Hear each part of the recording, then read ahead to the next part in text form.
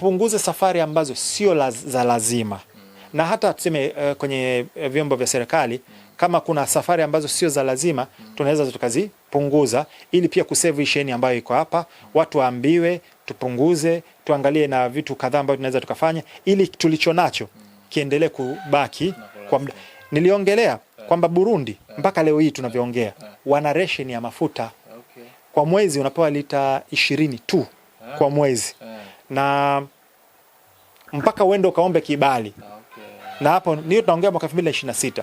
Kwa hiyo sisi ni vitu ambavyo sio kwamba viko mbali na sisi, lakini tuko bado katika mazingira mazuri. Na hakuna kitu kibaya, narudia, kama kupanic. Watu nakumbuka kipindi cha COVID kile, watu walifanya panic buy wakaenda kununua, kwanza inapandisha bei, alafu watu wengi itawaathiri. Mastoki yataharibika ovyo.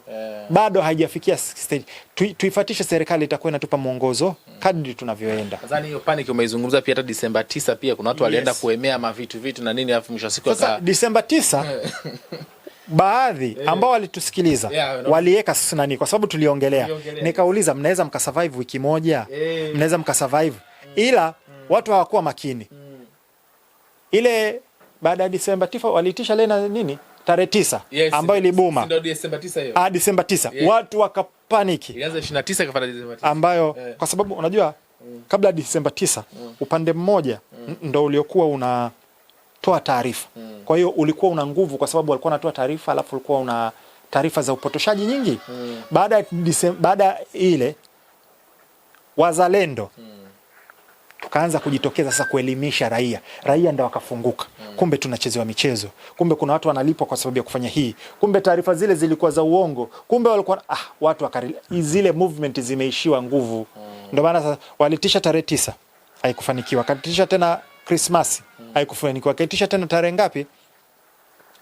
Mwaka mpya. Unaona wametisha tena Idi. Kwa hiyo raia wameamka sasa hivi. Okay, sawa. Sasa nataka nipate sasa taswira yako kamili kwenye hivi vita. Kuna kumbuka mwaka jana kwenye zile vita za siku 12 ulizungumza kwamba vita dumu zaidi ya wiki 2 na ilikuwa ni hivyo. Pengine vita hivi Irani na Marekani zidi ya kwa maana Marekani na Israel zidi ya Irani. Unazipa muda gani hasa? Nadhani pia hazitakuwa ndefu. Yani tunaweza tukaenda kwenye time frame ile ya wiki 2, maximum zikizidi huenda ikawa mwezi mmoja. Kwa sababu ni vita ambavyo haviwezi kuwa sustained kwa muda mrefu, madhara yake ni makubwa sana. Kwa hiyo sioni zikivuka wiki 2, maximum mwezi mmoja. Na tusishangae vikaisha hata mapema kabla hapo kwa Marekani na Israeli kusema lengo letu sisi tumefanikiwa, tumemuua Khamenei na viongozi wake, kwa hiyo sisi tumefanikisha, tumeishia hapa. Umeona? Kuna uwezekano huo, kwa hiyo vikaisha kabla hata ya muda mrefu. Lakini pia inategemea na a lot of factors kwamba Iran nao watakubali waishie hapo au wataretaliate au watasema okay, tumeishia hapa, let's lick our wound, tuangalie majeraha yetu, tujipange upya na vitu kama hivyo. Lakini sivioni tena vikiwa ni vita virefu. Ila bado kutakuja vita sasa vile vikubwa. Ila hivi sivioni vikiwa virefu vile vile. Kuna zingine ambazo unazoa zitakuja kabisa. Kwa sababu malengo bado ya kutimiza Pax Judea. Ila wakati huo zingatia. Juzi kuna makala nimeyatoa na ninashauri watu, kwa sababu nimeelezea kuna vita kadhaa ambavyo vinatakiwa vipiganwe. Moja wapo ni India na Pakistan. Sawa. Juzi tumesikia Pakistan na Afghanistan hivi kinachoendelea. Alafu pia kuna lawama ambazo zinaenda kwa India. Ili Pax Judea ifanikiwe, inabidi Pakistan awe denuclearized. Nuclear za Pakistan zinatakiwa zibomolewe. Kwa hiyo tutegemee kwamba kuna mtifu ambao unakuja kule. Na hata India alishambulia lango la moja ya sehemu za kuhifadhi silaha za nuclear za Pakistan. Kwa hiyo huko kuna, na juzi tumeona Modi kaenda kwa mshikaji wake. Alafu chama kinachoongoza India ni wakatili sana, yani vibaya mno, yani wanachokifanya kule kwa watu wasiokuwa wa Hindu wale Waislamu na Wakristo wanashambuliwa sana, wanateswa sana, wanavamiwa sana, wanachomewa misikiti, makanisa, yani sema huvioni. Yani ile BJP ni another Zionist kuna Indian Zionism, Hindu Zionism na yenyewe ndio inaendelea kule. Ni disaster pia. Vibaya mno. Sema hivyo ndio uvioni kwenye mainstream media. Lakini madhara yanatokea kule ni mabaya sana. Lakini kwa hiyo kwa taswira yako pengine ulivyosema kwamba wakasema wamekamilisha au wakafanya kama kile walichokifanya katika zile vita kwamba tumeshambulia kwenye vino vya nuclear, tumeviharibu. Na kama unakumbuka, unajua muda huo unatoa jibu. Nilisema hawajafanikiwa chochote mashambulizi waliofanya kwenye zile nuclear na kwamba bado zina uwezo wa kufunction, sawa? Japokuwa Trump alisema we have obliterated, kwamba tumeziangamiza kabisa. Sasa kama umeziangamiza, kwa nini tena unakuja kushambulia? Na hayo ameyasema mmoja wa maseneta wa Marekani, lakini viongozi wengine waliokuwa CIA wakasema Trump alituambia kwamba umeshashambulia miezi 6 tu iliyopita. Sasa hivi unasema kwamba unaenda kuzuia siwe na nuclear. Kwa hiyo unaona jinsi gani wanavyojikanyaga. Yaani ndio maana kwenye Uislamu kuna hadithi moja ambayo iko very Mtume SAW anasema sayatikum sanawatul khada, zinakuijieni miaka ya udanganyifu, yusadiku fiha alkadhib wa yukadhibu fiha sadik. Wanaaminika waongo na wakweli wanaonekana waongo. Sasa hivi kina Milwaukee wa taifa la blue anaaminika maneno anayopeka. Sasa hivi anachokisema Trump anaaminika, watu wanachukulia kama kweli japokuwa ni uongo mtupu. Na hadaa ni miaka ni sera yao. Unakumbuka Trump wakati anaingia madarakani alisema Biden atatuingiza kwenye vita na Iran. Biden ataanzisha vita. Sio nini. Mimi sina mpango kuanzisha vita. So far amekuja peacemaker. So far amekuja kashashambulia nchi 5. Yeye peke yake ndani ya mwaka mmoja. Alafu kuna kitu kimoja cha muhimu sana. Nataka nikisahau. Netanyahu aliainisha nchi 5 ambazo zinatakiwa zibomolewe. Kuna Syria tayari, kuna Iraq tayari, kuna Libya tayari, kuna Iran iko pale, kuna Sudan tumeona hali ilivyo tayari, kuna Egypt na ipi ambayo sijataja, kuna hizo nchi. Kwa hiyo so far katika zile box zinaendelea kutikiwa. Hizo zikifanikiwa, Pax Judea itakuwa katika yani imepiga hatua nzuri sana kwenye kufanikiwa. Okay, lakini kwa kumalizia sasa katika hii taswira yako pengine kwa sababu watu wamekuwa kizungumza mambo mengi sana. Rami Gallas naye pia alitoa maoni yake.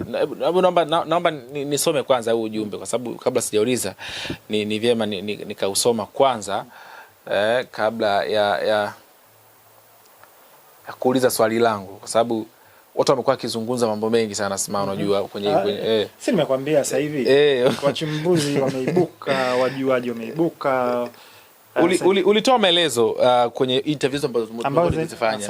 Akasema kwamba ulizungumza kwa Pax Judea ambayo ulikuwa unaizungumzia. Rami Gallas akaja akasema hivi, point of correction DJ Sma, Irani haja unajua maana point of correction? Kusahihisha. Kwamba ananisahihisha kwamba nimekosea. Sawa. Akasema kwamba Irani haijatangaza rasmi kama wana nuclear power kwa ajili za kiulinzi. Ndio maana Marekani nukta hapo.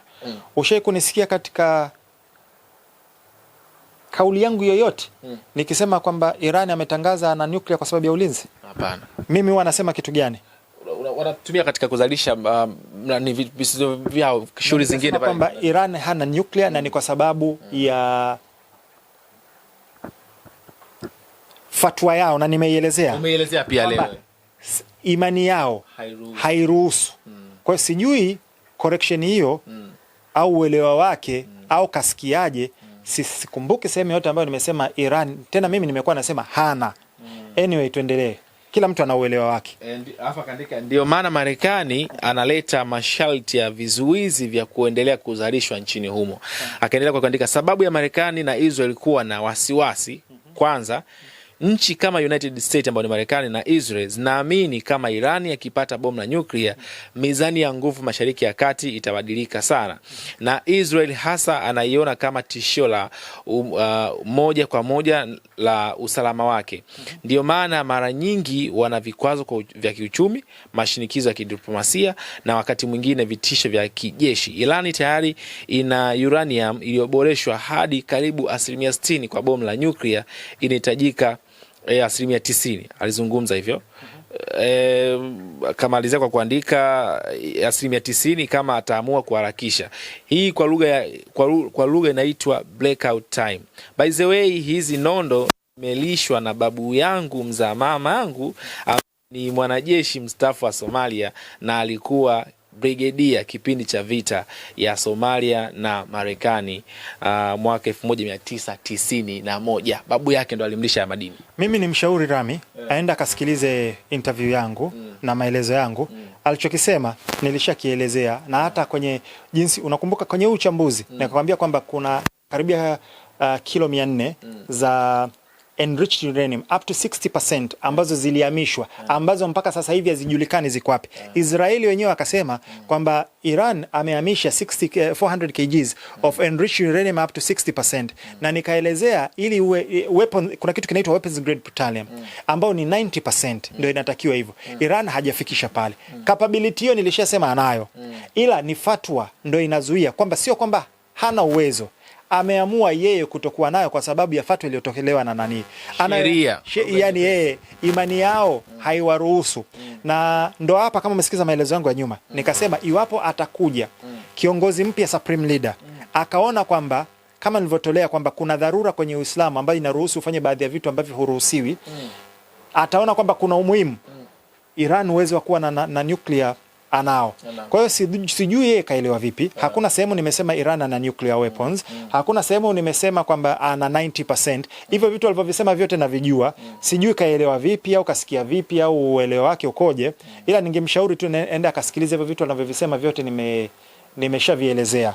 Na North Korea alishamwambia Iran, sema ukitaka nakupa kabisa mzinga kamili, uko tayari wa nuclear nakupa. Lakini ni fatwa ya supreme leader ndio inamzuia mpaka leo Iran asiwe na kombora. Ila pia yeye namsikitikia kwamba hajui uhalisia wa mambo. Hivi vita sio kuhusiana na nuclear. Haelewi. Hebu nimwambie aende akasome, kwa sababu Netanyahu zaidi ya miaka 30 anasema 2 weeks from now Iran atakuwa na nuclear. Bado miezi 6 atakuwa na nuclear weapon. Kwa zaidi ya miaka 30. Sawa? Hii ni propaganda. Lengo lao, kuna mambo mengine ya muhimu sana pale kieskatology na vile vile kimkakati. Nimeongelea trade routes. Huenda hajui umuhimu wa trade routes. Wakifanikiwa kumwangusha watakamata trade routes za mwili ambayo ni Bab el-Mandab pamoja na Strait of Hormuz. Sawa, lakini watamwathiri Marekani na Mrusi na Mchina, kwa sababu kuna Belt and Road inapita pale. Vile vile kuna nyingine ambayo ni North South Corridor ambayo inatoka kwa Mrusi inakuja mpaka pale. India pia na trade route yake ambayo inafika pale. Yani kuna vitu vingi ambavyo huenda havielewi hii ukubwa wake. Yeye anadhani hivi vita it's specifically ni kuhusiana na nuclear. Kwa hiyo kuna muhimu watu kufuatilia hivi vitu, yani ndio maana nikasema sasa hivi wachambuzi wapo wengi, wajuzi wako wengi, kila mtu na uelewa wake. Muda utakuja kutoa majibu. Time will tell. Waga sina haraka, muda unakuja unatoa majibu. Kwa kumalizia Sma, lakini nadhani Ilhari Omari naomba hapo niweke nukta moja. Kuna baadhi ya watu walisema kwamba nilidanganya. Na hii naomba niweke sawa. Nilidanganya niliposema kwamba vita havitapiganwa. Kwanza, uwezi ukasema uongo kwa kitu ambacho hakijatokea. Uongo unaweza kusema ambacho kimetokea. Kwa hiyo nikisema kesho itanyesha mvua, huo sio uongo, huo ni utabiri. Tutasubiri kesho ikifika tujue mvua imenyesha au haijanyesha. Kwa sababu tukio limetokea, huwezi ukadanganya. Kitakachotokea kama nimekosea, utasema ulikosea, utabiri wako ulikosea. Cha kwanza. Cha pili, nilisema kuna vitu kati ya vile. Full scale war sioni kitokea, ila surgical strike nitaona kuna uwezekano huo, na ndio kilichotokea. Kwa hiyo kuna vitu watu wanatakiwa waelewe. Unajua mimi I'm responsible kwa ninachokisema, sio jinsi mtu anavyoelewa na uelewa wake na kapasiti yake ya kunielewa mimi. Kwa hivyo ni vitu ambavyo naomba watu wavielewe. Naam. Sawa. Ilhan Omar huyu ni mbunge kama sijakosea wa Marekani ambaye ana asili ya Somalia. Amekuwa ni mwiba mkali sana kwa Rais Donald Trump. Na hata hii vita juzi alikuwa anazungumza akasema kwamba Irani inaandamwa vyote hivi ni kwa sababu ya imani yake. Iko sahihi kwa kiwango gani? Ama na kuna wengine pia hata Tanzania wanaamini kwamba Irani inaandamwa haya yote ni kwa sababu ya kiimani. Unakumbuka nilichokwambia kwa nini Iran ni tofauti? Kwa sababu nchi yao, sera yao ni ya itikadi yao ni ya kiimani. Kwa hiyo ni ngumu sana. Ukidestroy ile imani, umeidestroy. Nchi zingine, Syria, Iraq, Afghanistan na kwingine Libya wapi, imekuwa rahisi kwa destroy kwa sababu hawana itikadi ya kidini. Kukishakuwa kuna itikadi ya kiimani, imani ni kitu hatari sana. Imani ndio kilimpelekea Kibwetere awaingize watu kwenye kanisa na wakachoma moto. Juzi tumeona hapa mkesho, sijui ni Ghana, sijui nchi gani, mchungaji mmoja akawachukua watu akawajengesha safina na kuambia kwamba yes, umeona. Imani ndio inapelekea tunaona kwenye makanisa mchungaji anaogesha wanawake kabisa. Umeona? Au mwingine anaenda kushika sehemu za siri. Au watu wanafanya mambo ya ajabu, yani kuna vitu vya ajabu ndio imani inavyopelekea. Believes. Imani ndio inapelekea unakuta wale mashia kuna sherehe yao ile wanakuja wanajipiga hivi. Wanajichana na visu sio nini. Imani ndio inapelekea baadhi ya Waislamu wenye msimamo mkali wanaenda kujifunga mabomu wanajilipua. Umeona? Imani ndio inapelekea Wahindi wanaabudu ng'ombe, tuacha ng'ombe. Wanajinsi wanajichukua ndoano zile. Wanajifunga kwenye mwili mzima inavuta, yani kuna vitu imani ni kitu cha hatari sana. Ndio maana wakoloni walivyotaka kuja kutukoloni sisi walikuja kwa gia ya imani. Wakaja na kitabu. Jomo Kenyatta anasema walivyokuja wakoloni sisi tulikuwa tuna ardhi na rasilimali. Wao walikuwa na Biblia. Wakatuambia tufunge macho tuombe. Tulivyofungua macho sisi tuna Biblia, wao wana ardhi na rasilimali. Umeelewa? Jomo Kenyatta. Na wengine wameshongelei. Sasa hivi kuna kitu kimoja. Kuna kitu kinaitwa, na niliongelea kwenye PsyOps, hustler generalization. Kukusanya kila kitu kwa nani. Na hii kuna kitu kinaitwa ifrat wa tafrit. Kuna watu ambao wana msimamo mkali ambao ni wale conservative. Alafu kuna watu ambao hawajali, wao poa tu, watu kupumuliana fresh, sijui jinsia moja, sijui nini, kila kitu fresh tu. Alafu kwa hiyo kuna ifrat na tafrit. Ila inachotakiwa ni kubalance. Ndio maana Mtume SAW kwenye hadithi anasema khairul umur awsata, ubora wa mambo ni katikati. Sasa hivi katika propaganda ambazo zinatengenezwa na ni silaha ni kuua dini. Watu wanataka waue hizi imani hata kwetu nchini kwetu. Kwa hiyo tunaambiwa dini zetu zilizoletwa na mzungu hazifai, ile letwa na Mwarabu hazifai, kwa maana kwamba Uislamu na Kristo haufai, wote tukatae na vitu kama hivyo. Sawa? Hii sasa ndo naingia kwenye ile ifrat wa tafrit. Tukigeneralize hivi tutapotea. Hii ni moja ya silaha za kupinga dini. Mimi ninachoweza kusema, mtu tafuta ukweli, na ukitafuta ukweli utaupata ukweli. Pitia hii dini, Ukristo ulioletwa, upitie vizuri, usome vizuri, sio ulichoaminishwa. Wewe soma asili yake ilikoje, Nabii Isa au Yesu alikuwa mwaka gani, Biblia ziliandikwa, mwandishi wa kwanza Biblia alianza kuandika lini, alikuwa na contact direct na hii, kasome Nicaea Council of Nicaea, kasome vitabu ambavyo vipo ambavyo havijatolewa. Biblia inasema Yesu alizaliwa lini, lakini Christmas ikoje, Roman Empire walivyoichukua Ukristo na kuifanya dini yao rasmi, walichanganya vitu. Soma mwenyewe, jisomee mwenyewe kwa nia ya kutaka kujua ukweli. Alafu alafu angalia mpaka sasa hivi. Alafu jiulize, nimeridhika nayo? Kama roho yako imesema zingatia, sio unachoambiwa. Kafanye research yako mwenyewe. Alafu fanya maamuzi yako. Ukiona umeridhika kwamba this is right, ifati. Kingine, Uislamu. Nenda kasome. Nabii Muhammad sallallahu alaihi wasallam alikuwa Maka, alikuwa kafanya nini? Katoka pale kaenda Madina, kafanya nini? Wahyi ulishuka ulikuwaje?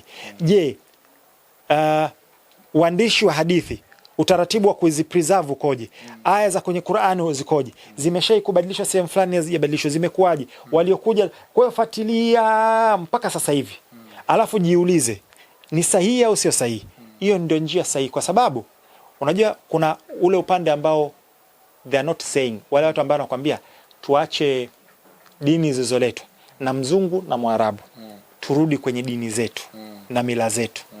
Hawatuambii tuzikague hizi mila zetu na dini zetu ni sahihi, kwa sababu kuna uwezekano Uislamu ni makosa, Ukristo ni makosa, na mila zetu pia ni makosa. Umeelewa? Inahitaji, hizi ni vitu ambazo ni rahisi sana. Unajua hizi dini zimekuja, ukiangalia majority ya hizi dini kuu, na nikiongelea Uislamu na Ukristo ndo dini kuu ambazo ziko kwetu, zina misingi mizuri sana. Zinakwambia usiibe, sawa, usidhulumu, usitukane, usizini, usifanye makosa, usiabudu masanamu na vitu kama hivyo, usishiriki mapenzi ya jinsia moja. Yes. Misingi yake asilimia kubwa ni mizuri, sawa.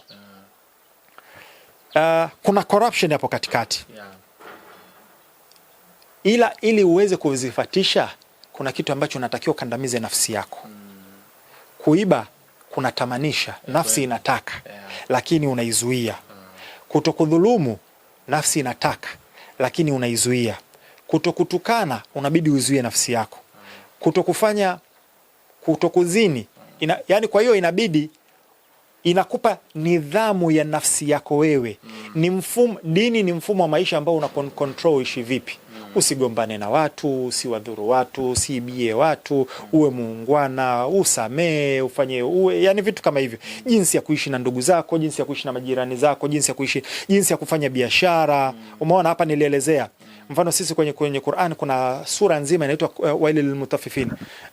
Suratul Mutaffifin. Alladhina idha iktalu ala an-nasi yastawfun wa idha wazanuhum au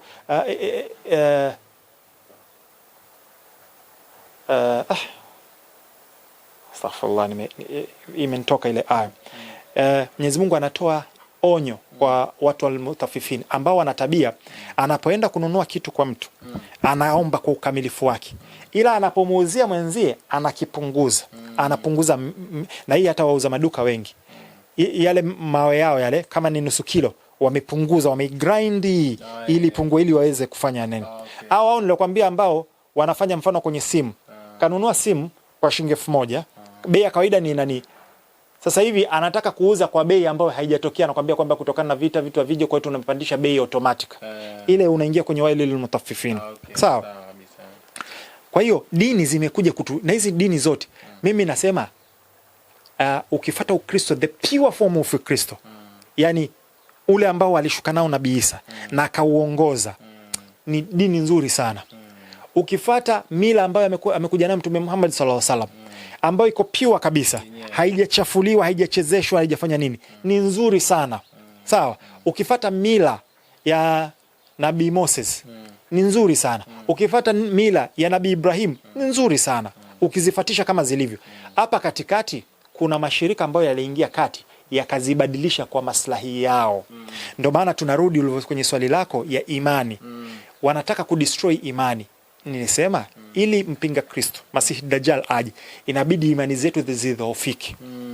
Kwa hiyo mtu akishakwambia dini hizi ambazo zimeletwa tuzikatae, wewe ule mzigo wako wa moral obligation unautua, utaona hata nikidanganya fresh kwa sababu hakuna dini inayoniongoza.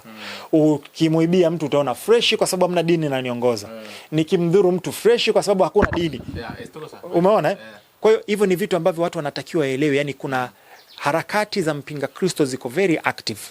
Hii kwenye vita huku ni sehemu moja, lakini huku kwenye jamii yetu pia hivi ni vitu vipo. Kwa hiyo vita vya imani vipo. Yes. Sawa. Kibwana, tumalize. Pengine tumezungumza mambo mengi sana mimi na DJ Sma. Hapo naomba tu nimalizie kitu kimoja. Sasa kuna vitu vya kuzingatia.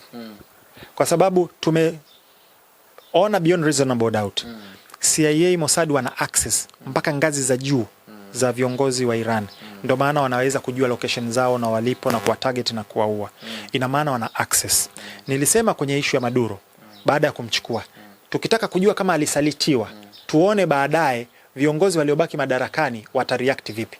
Kama wanafanya ambacho Marekani anataka, tujue walimuuza na wanashirikiana na Marekani na wale. Kwa hiyo ni kitu ambacho tunatakiwa tuzingatie, na tumeona so far serikali ya Venezuela inafanya kile ambacho Marekani anataka. Inakupa ishara kwamba walimuuza Maduro. Sawa.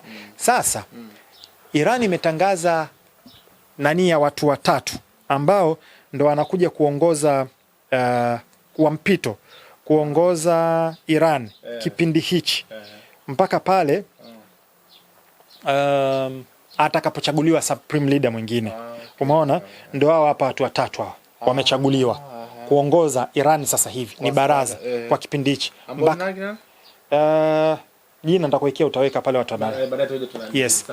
Hao ndio wamechaguliwa waongoze. Ndio maana nakwambia kuna SOP, standard operating procedure, tayari watu wapo.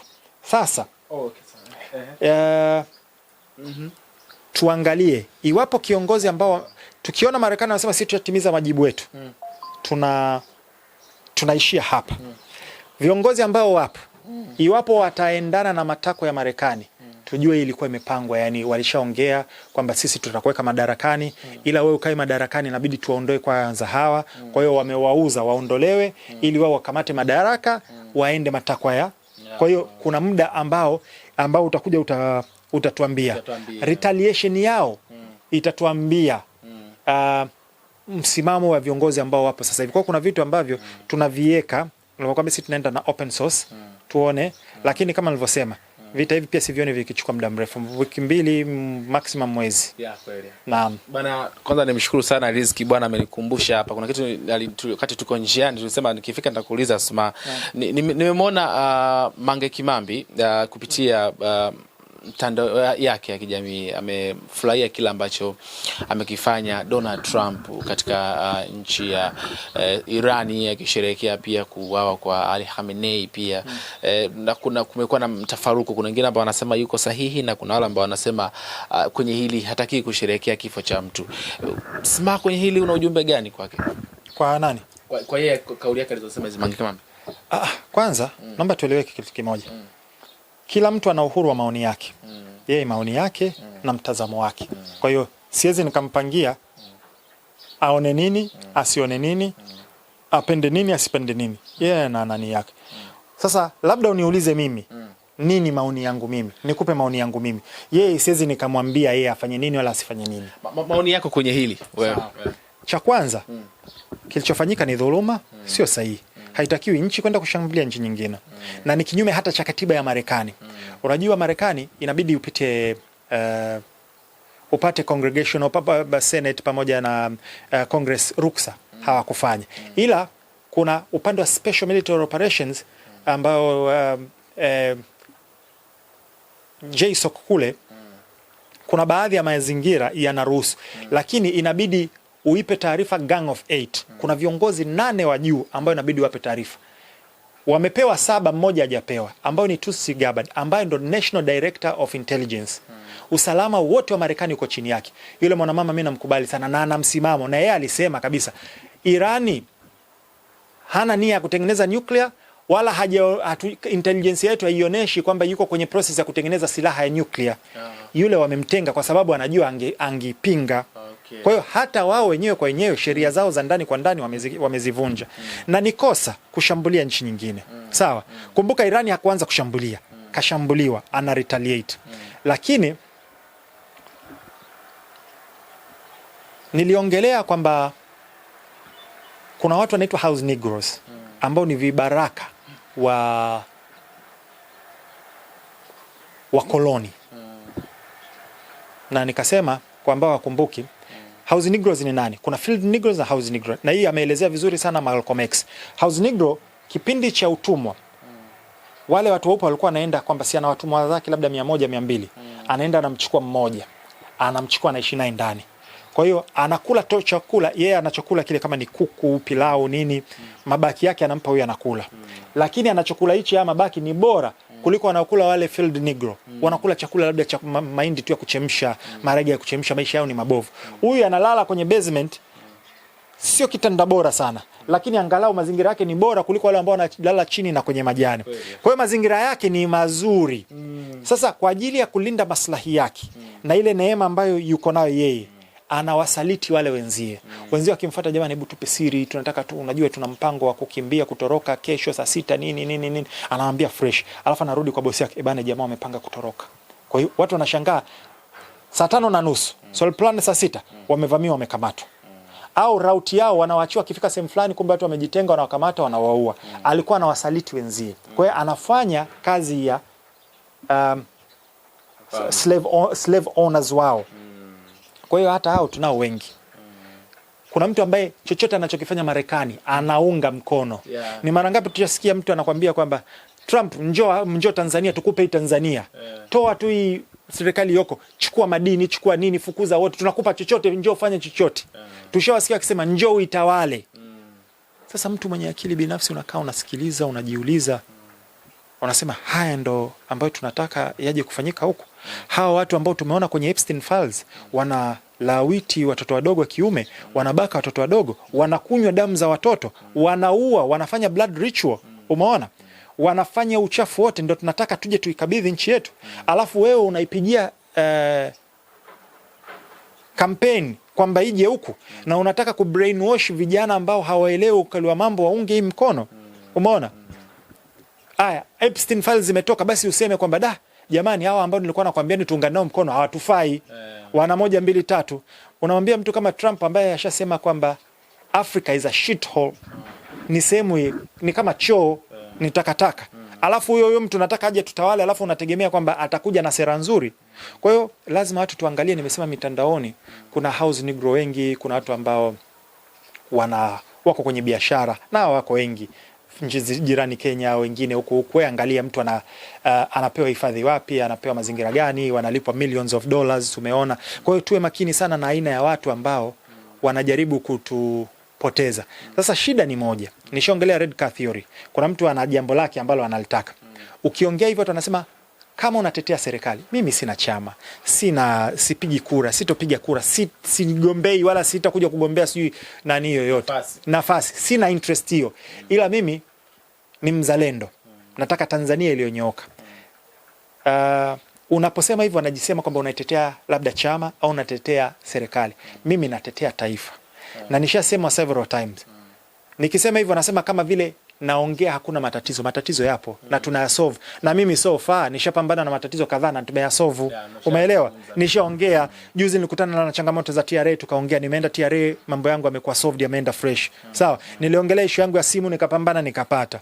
Tumeongelea vitu tofauti. Juzi na yeye unatoa wito kwa waziri wetu. Na mimi sasa hivi naongea kwa sababu nina confidence wanasikiliza waziri wetu, Mwana FA, Makonda, waziri wa vijana na Nauka, na una mawaziri wengine, na hata mheshimiwa rais. Natamani sana, yani katika vitu natamani ni siku kupata nafasi ya kuongea na mheshimiwa rais, kwa sababu kuna vitu ambavyo sisi hatuambiwi.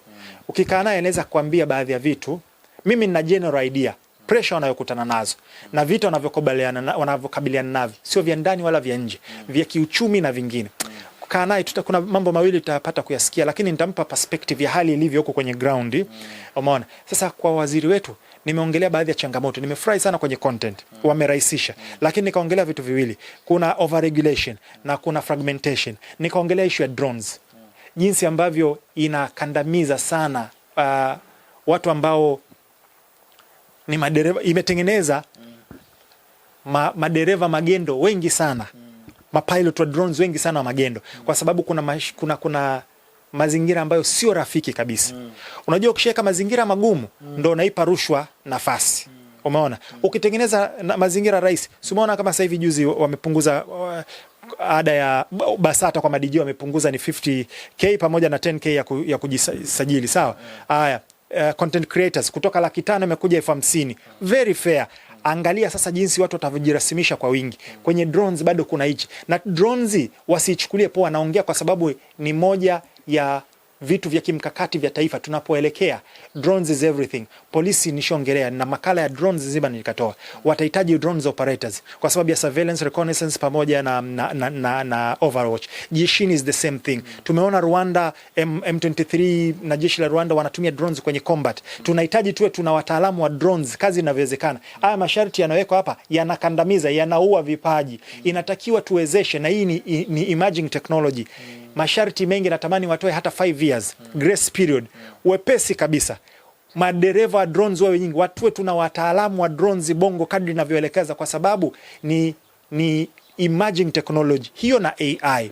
Kwa hiyo naomba sana waziri na Nauka Mwana FA Makonda, na ninajua mnasikiliza, naomba nafasi je tukae na nyinyi tuwekeze hivi vitu, na ninaamini ninaongea kwa confidence kabisa, kwa sababu naweza nikaongelea mtu kama Makonda, na kwenye mkeka wangu wa uchambuzi wa Gen Z nilitolea mfano, nilisema raia tuache kulalamika, tufanye dialogue na serikali. Nikatolea mfano wakati Makonda yuko Arusha, alitatua matatizo mengi sana kwa engagement kati yake na raia wa kule. Umeona, na hata hivyo alikuwa anavifanya hapa. Kwa hiyo naongea kwa confidence kwa mtu kama Makonda, najua anasikiliza na ataifanyia kazi, na siku tutakuja tutakaa hapa ndakwambia tuna serikali sikivu. Raia tuache kulalamika huku pembeni. Umeelewa? Kwa hiyo ni vitu ambavyo naomba tuvifanyie kazi. Naam, mtazamaji, tumezungumza mambo mengi sana na Sma. Kwanza jamani, wafadhili jamani, jitoleeni, AC zinahitajika. Studio yetu tuikamilishe, mambo yaende. AC jamani. AC kuna monitors zinahitajika, kuna lights zinahitajika, kuna vitu vinahitajika. Lakini hiyo haijawahi kutuzuia sisi kupiga content. Tutafanya hata kama ni miaka 2-3 mpaka atatokea muungwana. Na wapo ambao wamekuwa na support sana hizi 2000, 3000, 5000 ngapi wana support, na tunapiga hatua. Umeona lakini mabadiliko yako tutafika. Naam, mtazamaji ambaye unanitazama sasa hivi, unatokea Tabora, huko Dodoma, huko Mwanza, huko Njombe, huko Tanga, huko Arusha, Kilimanjaro, Manyara, wapi kote huko, Singida, Sumbawanga, Mbeya, Zanzibar, Kenya, Uganda, Burundi, kote huko, UAE, dunia nzima. Sisi tunafuatilia na dunia nzima, Afrika, duniani kote huko. Nimeshukuru sana kwa kila ambacho mmekitazama kuanzia mwanzo mpaka mwisho. Sisi bahati nzuri sana ni watu ambao huwa tunaomba radhi. Kama kuna sehemu tumezungumza kimekugusa na ukaona kwamba hapa umetukosea kwa namna moja ama nyingine, tumekosea, tunaomba utuie radhi. Sisi malaika tuna mapungufu. So malaika bwana. Kwa hiyo siku nyingine tutajirekebisha, na tuambie pale sehemu ya comment unatazama ukiwa wapi.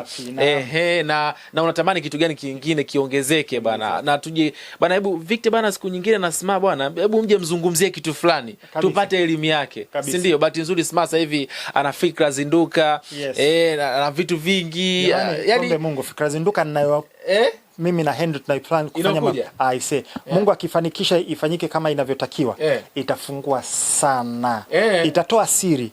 Kwa nini mpaka sasa hivi nchi za Kiafrika tangia tumepata uhuru bado tuna struggle na vitu vidogo. Yani utasikia labda mpaka leo ardhi inani barabara au umeme au miundombinu, tunabaki kulaumu hizi serikali zetu za Afrika. Hatujui mifumo ambayo ipo. Tuombe yani siku hiyo iwapo Mungu atafanikisha kwa vision ambayo ipo, itawafungua sana. Kwanza mimi Sma na Henry Mwinuka nawaombea maisha marefu sana, kwa sababu naamini ujio wenu, naona kabisa kama Mungu amewatuma mje muikomboe hii Tanzania na Afrika kwa ujumla. Mtazamaji, asante sana kwa wewe ambao umetazama kuanzia mwanzo mpaka mwisho. Mimi naitwa Victor Madaha, nyuma kamera alikuwa Polisi Kibwana. Asante.